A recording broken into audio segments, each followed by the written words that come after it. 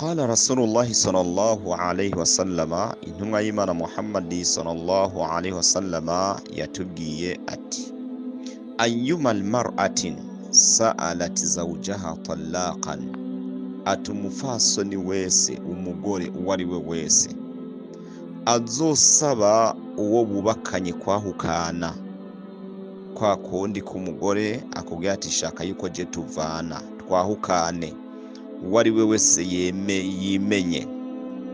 Ati rero umufasoni uwari we wese azosaba kwahukana, gusambura urugo, fi ghayri ma ba's, akabisaba ata mpamvu yemewe n'amategeko y'Imana ihari, iyo mpamvu atayihari, agasaba kwahukana mu mategeko atemewe n'amategeko y'Imana.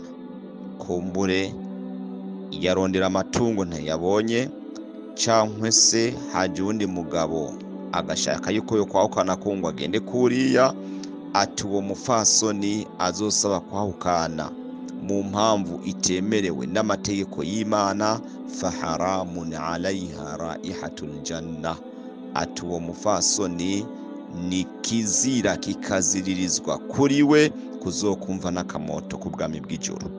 Intumwa y'Imana atubwira ati uwo mufasoni ntazokwigera yumva akamoto k'ijuru.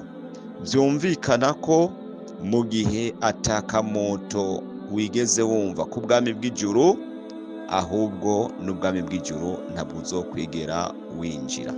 Aha rero abafasoni bahagabire, kukubwire kuraba uno munsi abafasoni basaba kwahukana nabo bubakanye usanga baramaze kugwira. Bahagabire nibasange bari kubarita mu murudahiro. Tuko duniani kulingania dini, tuwafunze mema yaliyo kitabuni, kwenye Qur'ani na sunna za peponi na akhera pia.